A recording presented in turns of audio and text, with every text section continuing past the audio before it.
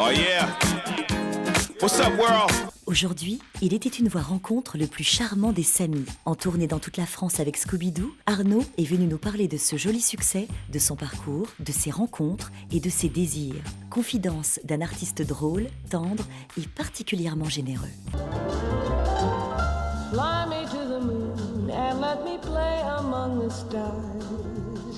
Let me see what spring is like on Jupiter and Mars. In other words, Il était une voix, Arnaud Gidouin. Arnaud, je suis ravie de t'accueillir dans Il était une voix. Tu es acteur, humoriste, auteur et animateur de télévision et je te sais passionné par la voix. D'ailleurs, dans ton one-man show La Routine, produit par Claude François Junior et mis en scène par Pascal Légitimus, où tu interprètes des personnages décalés, on te voit jouer de la guitare sur un personnage et tu t'amuses à faire des fausses vocalises. Et on sent que c'est un jeu pour toi de jouer de ta voix, justement. Ce personnage dont tu parles, qui est Marty, donc c'est une espèce de mec qui essaie de chanter, mais c'est une vraie brêle en fait. Hein, et il essaie d'accorder sa guitare à la voix. Comme il chante très mal, mais que la guitare est très bien accordée au début et qu'en fait il a des accords, donc ça devient complètement naze. Mais c'est vrai que j'aime bien moduler, j'aime bien faire la voix, je m'en sers comme un outil aussi de personnage.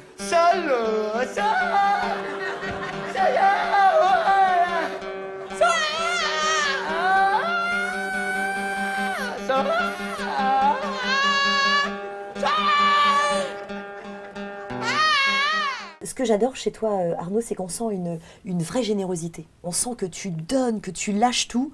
Tu dis d'ailleurs, je joue comme je respire, c'est un besoin. Bah ouais, en fait, on rentre après dans des trucs genre clichés, genre ah ouais d'accord, on l'a déjà entendu, genre je joue comme si c'était la dernière fois que je jouais. Ouais, mais il y a vraiment cette notion de ça. Ah ouais. Bah oui, pour Marianne, ils avaient pris Evelyne Thomas. Essayez Nikos Aliagas. Vous mettez Nolwenn en Vierge Marie et là, mais vous cartonnez. Radio sans peur, peur.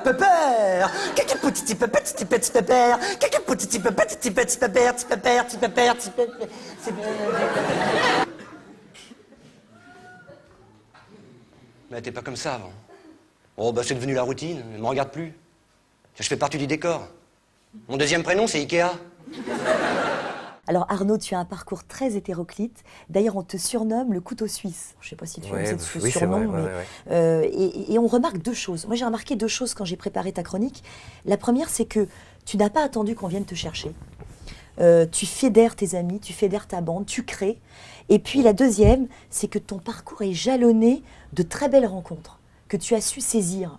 Alors dès le début de ta carrière, tu as pris les choses en main en créant ta troupe Tapage Nocturne. Enfin non, on avait une troupe de Tapage Nocturne, mais ça c'était vraiment une réunion de plusieurs comédiens. Je suis pas à l'origine. Hein. Il y a la bande originale où là, là on était 12 et on a décidé tous ensemble de faire une bande. Ok, en one, en two, en 1, 2, 3, 4. Une bande originale.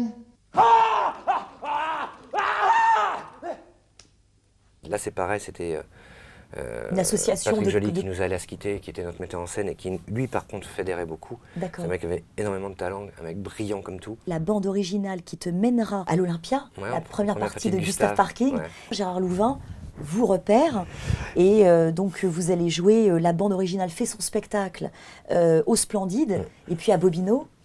Et puis après Gérard Louvain te présente à Étienne Moujotte.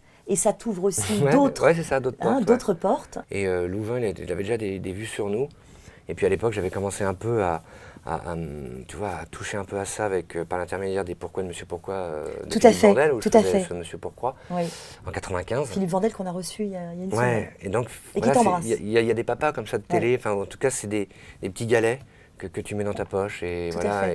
Et même si Philippe n'a pas peut-être la taille d'un galet, mais en tout cas, voilà, c'est quelqu'un qui était sur ma route. Qui était sur ma route, non, mais très sympathique. Mais c'est quelqu'un qui était sur ma route. Et c'est vrai que je crois que Gérard a amené Étienne Moujotte en lui disant regarde le mec là quand même, regarde la bande, et regarde le mec. Parce que comme c'était TF1 qui produisait, il dit regarde, on peut peut-être en faire quelque chose de lui. On va te voir aux côtés d'Arthur dans La Fureur.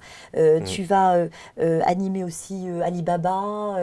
Donc tu l'as dit, tu vas être le Monsieur Pourquoi. Et l'été 2000, tu remplaces, alors là, tu passes sur une autre chaîne, tu remplaces Michael Youn au fameux Morning Live. Ouais, on faisait des tests pendant l'été, je crois. Il y avait 2 semaines Michael, 2 semaines moi, enfin voilà. Et après, la chaîne prenait une décision. Et puis on te voit également chez Laurent Ruquier dans On a tout essayé. Laurent Ruquier qui va également compter pour toi au théâtre, car tu vas reprendre le rôle tenu jusqu'alors par Ariel Wiesman de François-Marie Bagné dans la pièce écrite par Laurent, parce que Je la vole bien, inspirée de l'affaire Bettencourt. Ouais. Et ça, c'est une belle rencontre aussi, Laurent Ruquier. Ces gens-là, comme Laurent Ruquier, comme Julien Courbet. Julien Courbet aussi, on va en parler de Julien. Thierry Ardisson sont des gens qui m'ont apporté quelque chose. Mais bien sûr. Parce que Laurent, il a toujours été là. Et Laurent, il a un esprit de troupe. Oui. Et il aime ça. Il s'entoure d'une troupe, comme il écrit ses pièces de théâtre avec. C'est sa famille. Chacun doit avoir un rôle. Il y a celle qui va gueuler, il y a le beau gosse qui lance des vannes, il y a le mec un peu politique, il y a le, enfin tu vois, il y a un peu pas le poujadiste parce que tu vois c'est un mot un peu fort, mais il y a le réac, enfin il s'entoure de gens comme ça et il est surtout extrêmement fidèle quoi. Et puis je pense que c'est un mec qui connaît pas le mot sommeil. Je crois que je sais pas, ou alors il bosse comme un dingue. Laurent, moi, pour l'avoir côtoyé, c'est quand même un truc de malade quoi. Mais c'est un mec brillant, vraiment. Et voilà, ces gens-là te donnent envie. Moi, là, on bosse aussi avec Julien Courbet sur son spectacle au théâtre. Tout à fait, tu écris donc, on écrit son spectacle. Et on voit avec Édouard Pluvieux et Rémi Katcher, Et puis Julien, surtout, qui écrit aussi. Et là, on voit aussi, tu vois, le mec, il est à l'hôtel, il amène sa petite valise et il fait son émission RTL à l'hôtel, quoi. C'est merveilleux. C'est un truc de ouf. C'est des gens qui sont complètement passionnés, en fait. Bien sûr. Et puis, on te retrouve également aussi chroniqueur chez Coué, dans la méthode Coué. Donc, finalement, tu vas là où la vie t'emmène et puis tu... c'est ça qui est beau, je trouve. C'est-à-dire tu t'amuses. C'est ça, je m'amuse. Là, j'écris pour Courbet, j'écris pour Cavana, j'ai écrit pour Dubosc et Rousseau, j'ai adapté Rachid Badouri. Ce que je peux faire un petit peu de ma vie ou des trucs, j'essaie d'aider les autres. Là, je suis en train de mettre en scène un jeune mec, Gaspard Leclerc. Très bien, Gaspard Parce Leclerc. Que, voilà, qui joue au Funambule et... Voilà, le mec, il a 24 ans, 26 ans, et il y a un moment où... Moi j'en ai 44, pourquoi pas, on passe un peu les relais. Et puis Arnaud, une très jolie rencontre avec Sorène Prévost. Ça c'est ma femme. Qui est un... Moi je t'en prie. Non, c'est comme ma gonzesse, je te jure que c'est comme une gonzesse. C'est un truc de l'ordre du coup de foudre, mais vraiment. C'est super. On s'est rencontrés sur Total Impro, c'est super. M6. Benjamin Castaldi. Voilà.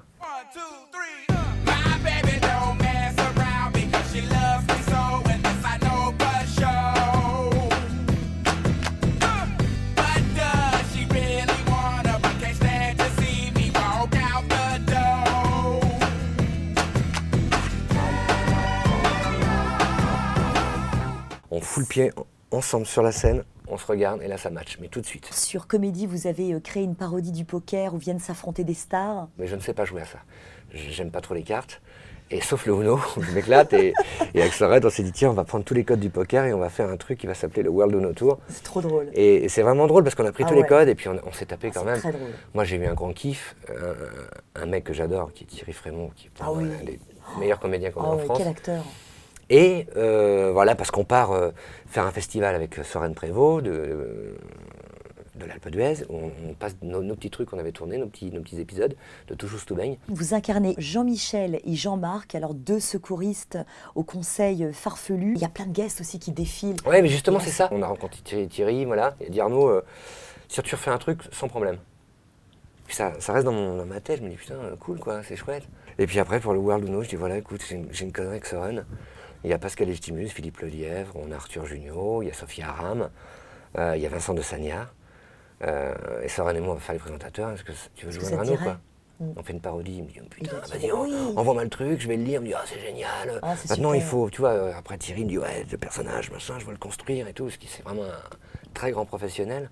Et puis on est parti là-dedans. Alors ton actu Arnaud, c'est Scooby-Doo. Scooby-Doo et le mystère de la pyramide. Scooby-Doo qui est joué par Thomas Arnaud.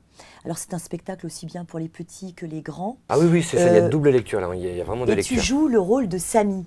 Tu peux nous faire la voix de Samy mais je la fais pas au théâtre. Ah je sais que tu la fais pas au théâtre, mais je sais que tu la prends super bien et moi je veux l'entendre. Ah regarde, regarde un petit peu de pizza, Scooby.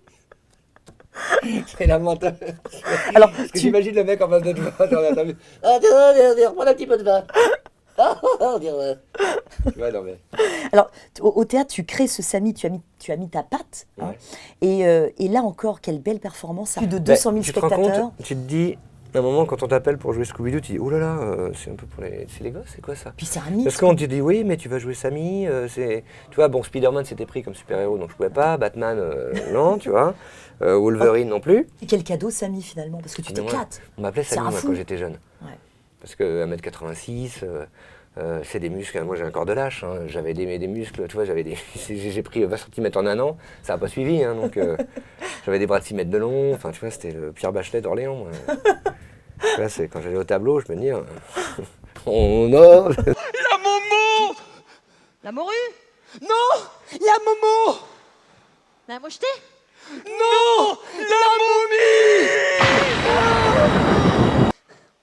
On n'a pas peur, hein, Scooby? Oh non, Samy! Même pas un petit peu?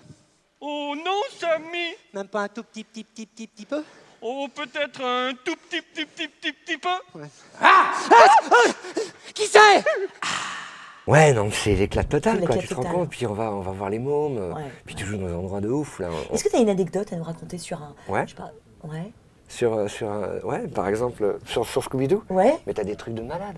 Sur Scooby-Doo, j'ai des anecdotes où à l'Olympia, par exemple, tu passes dans les gens, et puis à un moment, moi, j'étais vraiment au 2e étage de l'Olympia, enfin au 1er étage, dans les gens. Et là, t'as un petit gamin qui touche ma peau. Il touche ma peau pendant que je joue, hein. Parce que t'étais comme ça, il joue. Et il dit à sa mère, t'as vu, maman, c'est de la vraie peau. Donc ça, tu vois, c'est Oh, que c'est ce c'est genre mignon. d'anecdote qu'on a. Et moi, j'ai des gamins qui viennent au salut avec une petite peluche. Qui font, regarde, Samy, c'est toi. T'es dans ma chambre. T'es dans ma chambre. C'est trop mignon. Mais c'est trop mignon. Alors Arnaud, dans notre émission, on a un rituel qui est l'impro libre. Et je sais que tu as fait partie de l'équipe de France d'improvisation en 2002. Ouais. Donc je fais ce que je veux. Tu fais ce que tu Qu'est-ce veux. qu'il y a? On est un pro libre J'ai sur peur, en fait. une impro libre sur le fou rire, c'est ça ou pas? Ouais, bah oui. Non. Je ben auto from je heb vrouw om eten. Je dacht een breed uit me eten. Voor het moet op, je het wel vloed. Ouais, c'est des copains suédois qui passent me dire Oui, bonjour. c'est ça, parce que c'est j'ai ça. un énorme public Pas en tout de Suède. suite, s'il vous plaît. Et, Je ben auto from je te vrouw met hè. Je hebt nood. ouais, j'ai un très grand... moi, je tourne beaucoup de films là-bas. Des pubs surtout, pour tout ce qui est à base Ils de sont- Skoda, de Lada, de ça. Ils ont su que tu étais là, ils ont voulu venir. Bien sûr, Weet je wat de vrouw met? Merci Arnaud. Il était une voix, c'est fini pour aujourd'hui, mais à très vite. Bye bye. Party rock is in the house tonight.